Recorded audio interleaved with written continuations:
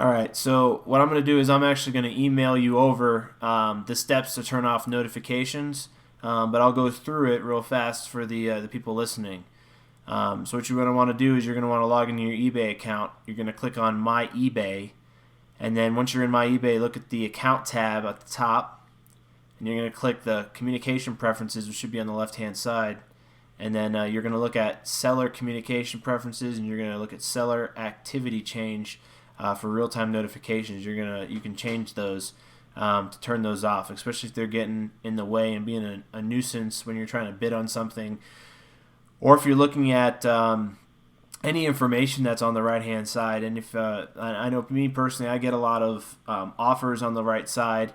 Even when I'm printing out labels to ship people's orders, I'm still getting offers on the right-hand side, and sometimes it gets in the way, and it gets annoying when you have your information you're trying to read over there, like how many quantity someone purchased or if they made the payment or not. I mean, all that information is usually on the right-hand side, and those notifications really do block that information. So what I'll do is I'll shoot you over that in an email, and you can check out the way that eBay lays it out in regards to you being able to adjust your notifications. What else you got? All right. That item that you purchased from China, I've got one pending right now that I want for 11 cents. Okay. A lot of people get items from China and they turn them around and they make a profit. Well, I've got an item for 11 cents that I purchased on 12/7 of 16. It is now February 13th and I still don't have the item. In the meantime, I text the merchant, and I says, "Hey, hello, friend. It's not his date. I haven't received my item. What's up? Please advise." They get back to you. "Thank you for being so kind. Something was wrong in mailing. Please wait a couple additional days." So you wait that. You get back, and now they want to either refund you the money, or they want to they'll send you another shipment. Well, I certainly don't want the money, because the same item for 11 cents, I'm going to make 12 or 20 bucks on. So I want the item. Now, when they resend it, if they do, there goes another 30 or 40 days. That's ridiculous. There should be something looked at for that. Two, people might wait that long and just drop the bucket and say, the hell with it. That's 11 cents or it's $1. I'm not going to bother with it. But just think about it. If he does that 1,000 times and nobody says anything, he's got a buck in his pocket. The item never left his factory, and he's got nothing to lose. Well, I'm saying, it don't seem right. That could be done. On the contrary, probably, yep. On the contrary, I think that you can. I mean, if you have 1,000 people, let's say, that this happens to, I can guarantee you that there is a percentage of those people that are going to leave negative feedback for this guy or this girl or whoever the seller is. The feedback system is going to be how you rate your experience. I mean, if you had to wait, let's say 4 months to get something that you ordered, 4 months prior, and you finally get it 4 months later, I mean, that's a little ridiculous. I mean, that might be a point where you might leave maybe neutral or negative feedback. I mean, neutral if they tried to do everything that they could do for the transaction. I mean, 4 months is a long time. It's different if, like, you bought something and it took 2 or 3 weeks to get it taken care of, when normally you should have received it within a week or around a week from when you purchased it. You should have it. And if it took 2 or 3 weeks to get the whole transaction taken care of, but the buyer, the seller did everything they could for the buyer, then yeah, maybe that's not a neutral or a negative, situation, because eBay isn't Amazon and it's people working out of their houses doing this stuff. So, giving somebody the benefit of the doubt that they're trying to do everything they can to rectify something for you is usually the better thing. But I mean, they could also upgrade the shipping a little bit. I mean, it doesn't take much to upgrade shipping from China to get you that item a little bit faster because you didn't get it the first time or something happened where it got lost or stolen. A lot of times lot of times they ask you to upgrade it, but it costs you a good buck to do it. Like Everyone's out there. I'll notice if I spend like $5 on something that I'm ordering from China, most of the time the tracking information will be live. So they'll give you a tracking number. A lot of the times you'll go on check your item from China and there'll be a tracking number there, but it won't give you any updates on where it's at. So I wonder if the tracking number is even real. It's an invalid tracking number or none at all, or the item is just locked into being delivered and it's never finished. Correct. So like if I notice if I spend a little more, like if I spend about $5 or more on an order from China, the shipping number will actually end up being an actual tracking number, which will show me, when it departed from Shenzhen, and then when it's arriving in California, and then once it arrives in California, I know that within the next week it's going to be here, because it takes a few days to get sorted, and then it gets shipped over to where I live, and then it gets distributed through my local post office, and then I usually have it within a week after it hits the mainland. Yeah, I'm an easy guy. I might have one or two items that's happening to them, but if I got an order out there and I've got 100 items coming in, either you're going to have a good way of keeping track of people not giving you items, resending you items, knowing that they're on their way, or you can lose track of that stuff.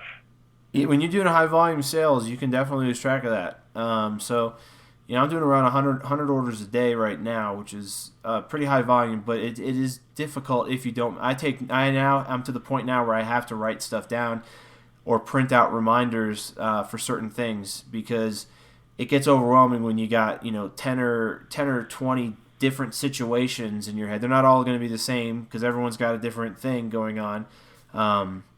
You got 10 or 20 of these things every day going through your head, and some of them aren't finished, some of them are getting closed out. It's very difficult to remember everything, and it's really good for customer service wise to write that information down, I think, personally. But you fall through the cracks.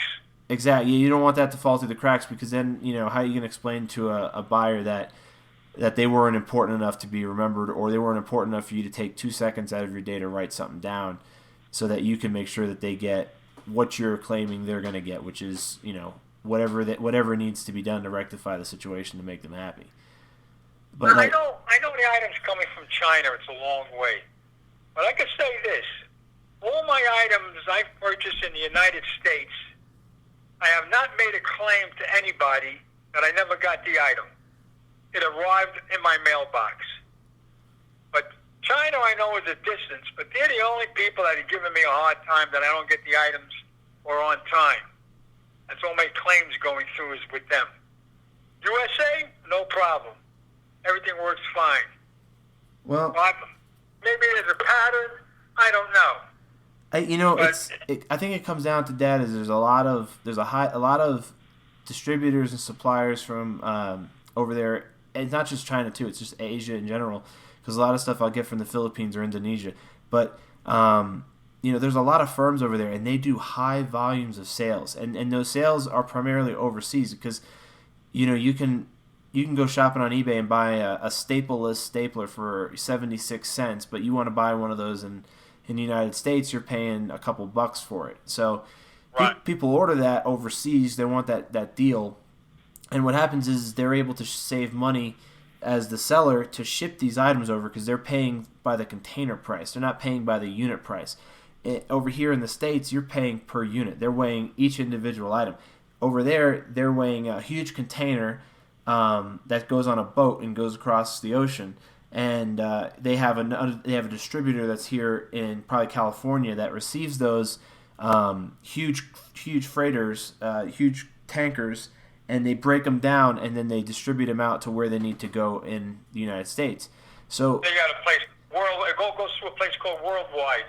They probably break it down and it goes to another company before we get it. Totally. So, and you got a lot of hands that are going through it, and then you also have a lot of the packages that they put in these craters. They're really tiny.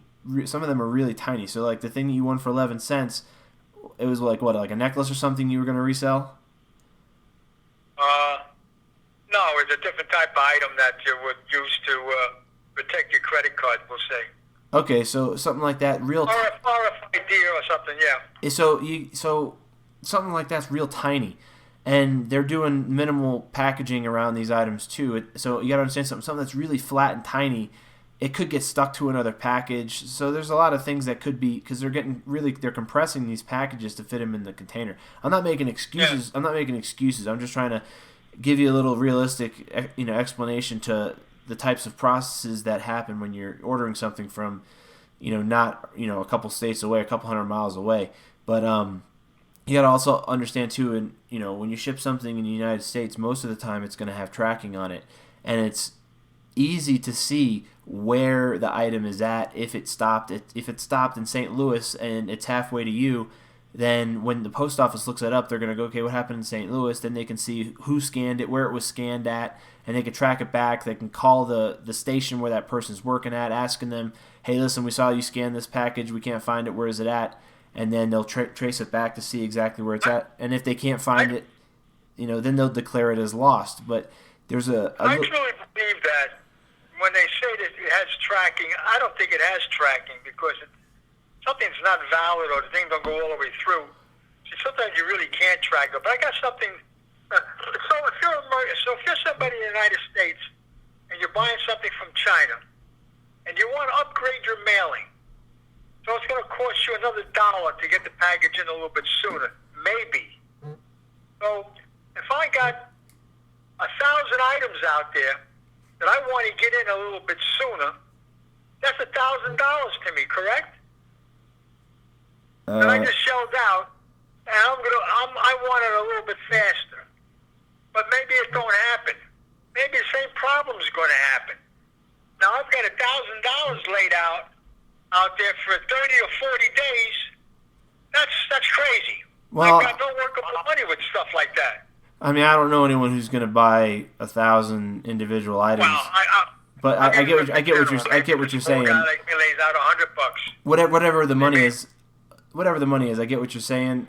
What you're doing is it I don't know if I'm going to get it back. It ties up your buying power with that money, and then if you're on the opposite end of that, and let's say you're processing 1 million orders, and 10% of that million is the situations like what you're in, where the item maybe isn't received, or the item was never actually shipped, but you paid the money. So now they're able to have $100,000 of worth, that would go towards items that they're selling, but they might not have actually shipped that item, but they have the buying power now of $100,000 because it hasn't been refunded yet, because the buyers don't actually know that they're not going to arrive.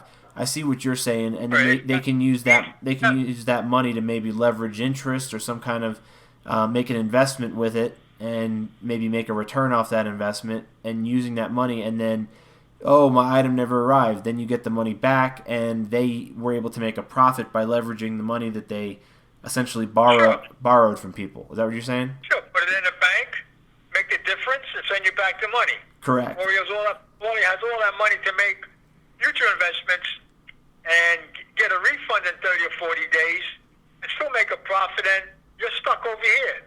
He's got all the workable cash. Correct. But what's going to happen is obviously, if this becomes a pattern, and this happens all the time, eBay will be watching their account, and they're going to either limit their buying and selling abilities, or they'll remove their ability to buy and sell altogether. You just got to, if you see something that's suspicious, my best advice, no matter where they're located, it's really not region specific. No matter who's doing shady business practices, should always be reported to eBay. I have to do one now, because I think I might have mentioned last time that every time I bid something from China, it goes up a nickel. No matter what I bid, it's a nickel. I'm going to see if that's a pattern right now and report that to eBay. Well, again, you're going to want to bring that up to them and say that you're noticing a pattern, that it's a nickel every time, and it's a different seller too. Well, it could be maybe they're using a software platform, and maybe multiple sellers have the same software platform, and it does a 5-cent increment bid. I don't really know. It could be people sitting in front of a computer that are bidding that it could be actual people that are doing it for them. Or them to bring it up, to jack it up a little bit, so say you can get a little better price on your goods without losing so much money. Correct. They take the reserve off the listing, and then they know that their internal reserve is, let's say, 50 cents, and the market price right now that people are bidding at that item for is 10 cents. So maybe they'll bid it up to try to get it up to their threshold of 50 cents so they can make the money they were looking to make, but they were able to attract people to the listing and getting them in a bidding war and getting them financially invested in the listing, and using that to drive up the price. That's illegal, but that is something that could be going on as well. So that is something you should definitely report to them. Should have probably reported it already, because they could. It could have. Here's the reason why I say it's always good to report when the activity is happening, because you get a lot of the time that if you have 5 or 6 people complaining within a 1 week time span of the same activity, it's going to automatically draw attention to the seller's account. But if you wait 2 weeks for to report it, or 3 weeks to report something, it could potentially not look like a pattern. It's more spread out. The occurrences are more dispersed. So it's always good to report that immediately when you notice something happening. So like when I noticed recently, I had a scam that they were running on me, where people who basically were messaging me through my listings, and their username is not in my sales record at all for the past year, and they messaged me and they said, "Hey, where's my item at?" And they're kind of aggressive with it because they're trying to sound like they're annoyed or that they're frustrated, like to the point where the seller isn't going to really go investigate who it is. They just want to make this person happy because they know that the way that they're making it sound, it almost makes you think that you're on the verge of leaving negative feedback and you want resolution ASAP. So the seller usually will jump right in and say, "Hey, what's going on? I can rectify this. What do you want, a replacement or a refund?" And then a lot of the time, what they'll do is they'll send it to this address, or they'll suggest that you send it to the address, or they'll say, "Hey, you could send the refund to this email address on PayPal," and then they're getting, basically you're wiring them money through PayPal, and they never made a purchase in the first place. So, to me personally, if someone messages you and they're running this scam on you, Dad, I don't know if I did mention this to you, but I did formally complain, and I told them about what was going on and what they're doing. But the best advice that I can give you is if someone is trying to pull this scam on you with an item, is to basically say, "Hey, can you message me through the listing? This will make it a lot easier for me to understand what's actually going on." And if you search your listings and you don't see their username pop up, someone might necessarily, it's rare that they're going to go into a listing and then message you through the listing when they could just go into their purchases and message you through the purchase that they made from you. It's very rare that someone's going to do that, but double check just to make sure that they didn't purchase from you, and they just are going through another listing. Maybe they were browsing through whatever category you sell stuff in, and you had multiple things up in that category, and they saw it, and they were like, "Hey, wait, I was supposed to get this package from this guy. Let me message him," and they just shoot you a message through another listing you have. It's always good to cross-check it, but I would always encourage you to, enforce that they should communicate with you through the listing that they made the purchase with, because it's going to be more transparent for you to understand what's going on with the transaction, what exactly was purchased, and then you can see the tracking information if there is any. And eBay, when they look at the situation, they can look at it and they can see all the pieces are put together through the listing versus them having to piece messages together from other listings and then the communication through the listing. So when I reported this, they said that they've only had a few cases, but they just started hearing about them when I reported this initially. So, being the first or second person to report something isn't necessarily a bad thing as long as there's multiple people behind you reporting it as well. So I would just always recommend you to always report it the day that you're experiencing something. The day you're scratching your head and you're wondering something's going on, that's the day that you should probably start reporting what's going on. I got another thing on bid cancellation. All right, we'll do this last one, and then I got to charge my phone. I'm not by a charger right now. Okay, the thing on bid cancellation. I'm bidding on on an item. Let's say I've got a $10 bid on a watch, but the seller knows that watch is worth $100. The most bidding right now is $10. As it goes down the wire where there might be 5 hours left, and I bid $10 and I'm high, I'll get a bid cancellation. Is this common? What's the reason that they canceled the bid for? Because they have to give a reason, like item is no longer there. You can, the item is no longer available, or the item is lost. But that's only hearsay, and that's the reason why he's canceling. But that's not the reason. He's just not getting the money that he's supposed to get for the money, so he cancels the bid.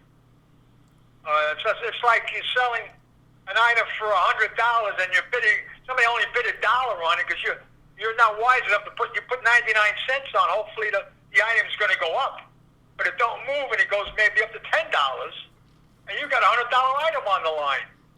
So you cancel the bid. It's no longer service. It's lost. So it's not the quality I had.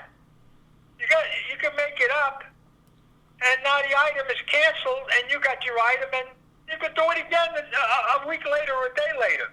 Put it out there again, hopefully to make more money. So I think that you're not making the money you want, you can cancel a bid. I don't know if that's common. You can do that. It's not recommended. It is shunned upon by eBay for doing that, and you will lose the right to sell on eBay, to buy and sell on eBay, if someone is doing this like over and over again. I'm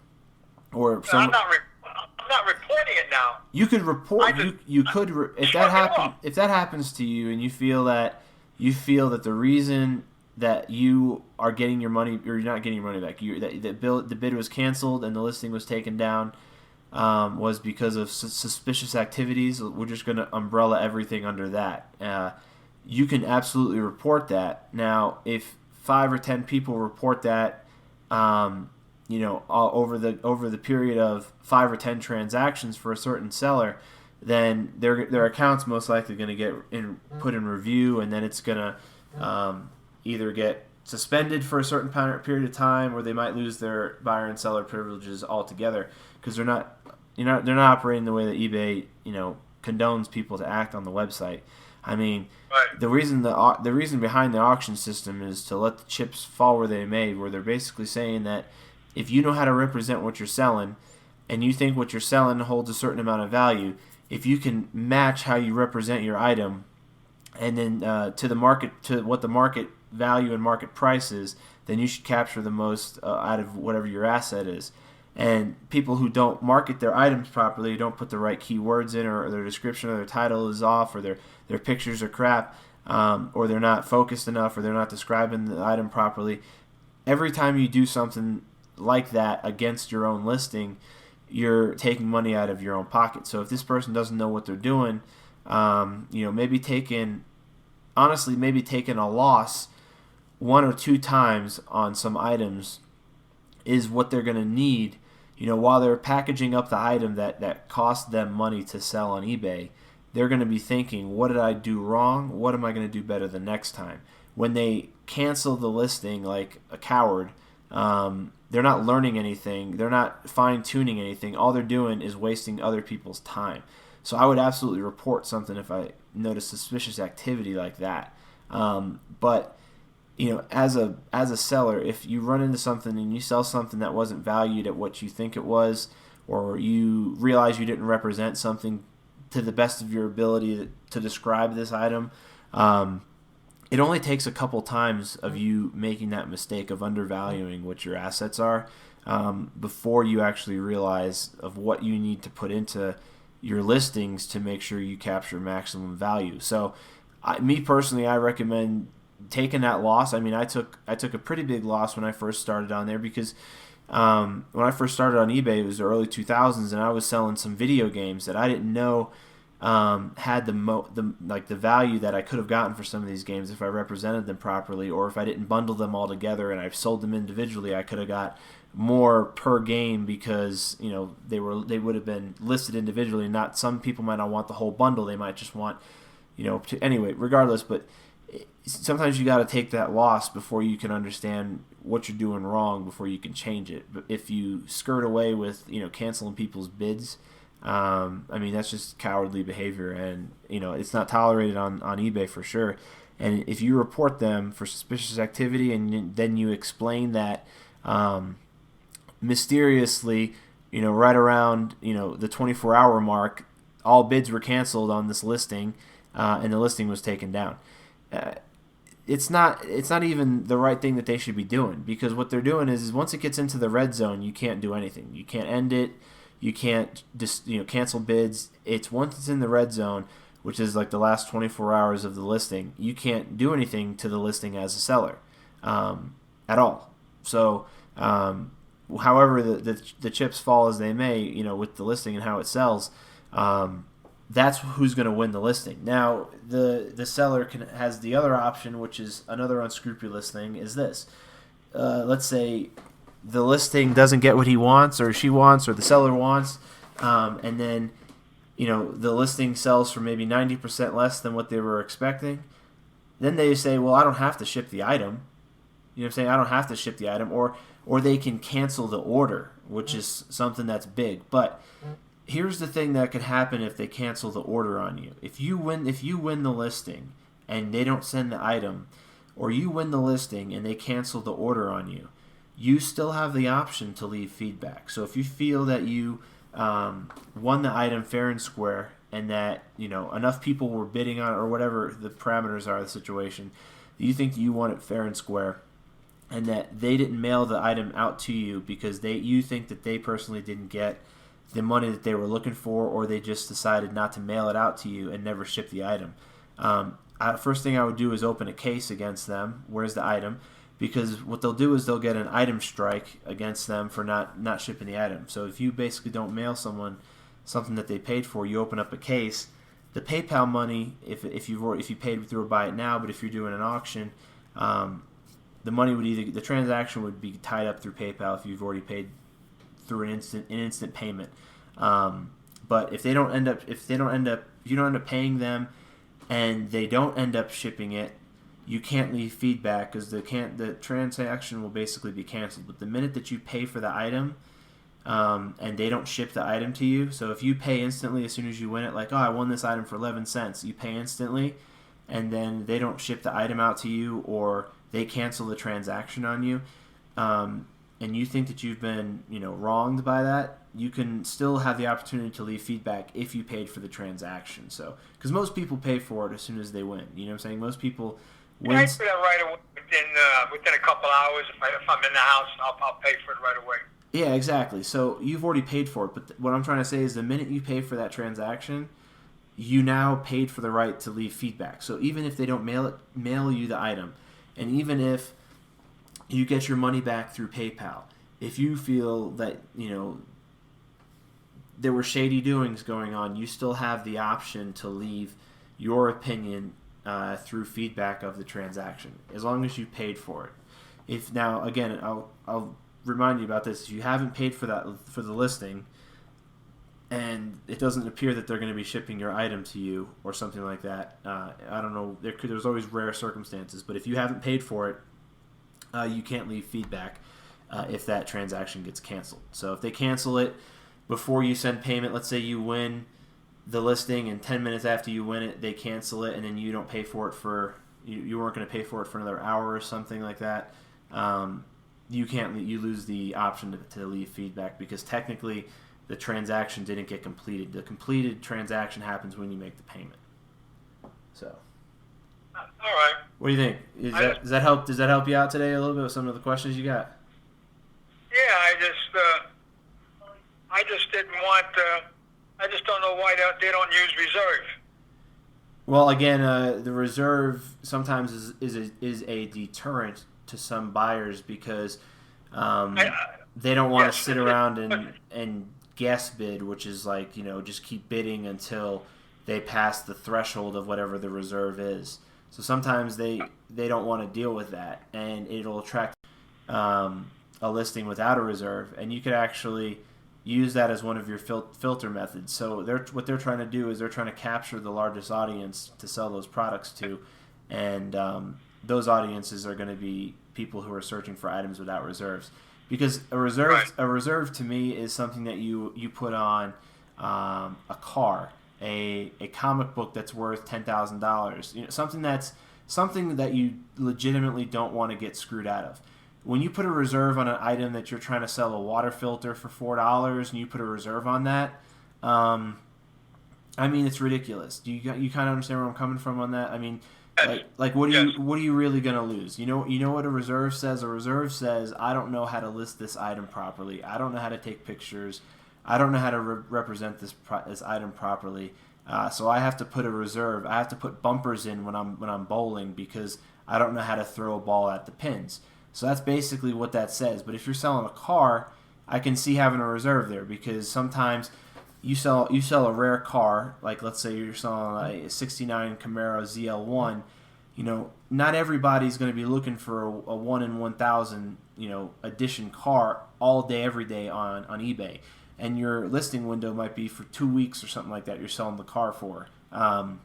You're only pulling 2 weeks worth of visitors or viewers to the website. Now, unless that information that car is being sold goes viral, you don't want to lose your car for the value that it's not worth just because the right audience wasn't looking at your vehicle. So that would be a situation I'd say, yeah, put a reserve on that, list that item potentially for an entire year, and that's going to get the most audience for that listing, and every time you list it, you're going to get more people looking at it, more people going back and looking at it, because when the item ends, if someone's watching it, it'll say view relisted item. So then the same people that watched it the first time are still going to watch the second listing. And then you're building up people, and slowly you can sell that, and you'll meet your reserve, and you'll meet what the price you're looking to get. But for something that's small like that, it doesn't even make sense to me to do that. Gotcha. The reserve's kind of a waste, so. Sounds good. All right, well, I hope that I answered a lot of your questions today, Dad, about some of the eBay stuff. And we'll do another one of these probably next week, and we'll add some more questions in for everyone. I'll see you by next week. Yeah, I bet you the listeners really like to hear some of the questions that you got, because how long you been on eBay now, Dad? You've been on there I set you up 3 years ago? Probably 2014 or 2012, somewhere in there. So I had you on there, and you didn't even know how to use a computer before we set you up on eBay. You learned how to use a computer, take all the pictures and everything, and do all the listings, and I taught you how to do it.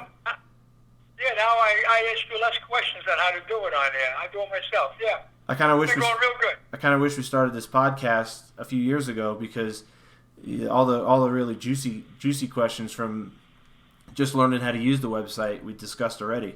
But we can go back and revisit some of those for some of the people, because I still remember some of those topics that we talked about. But okay, yeah, it was nice. It was a good talk.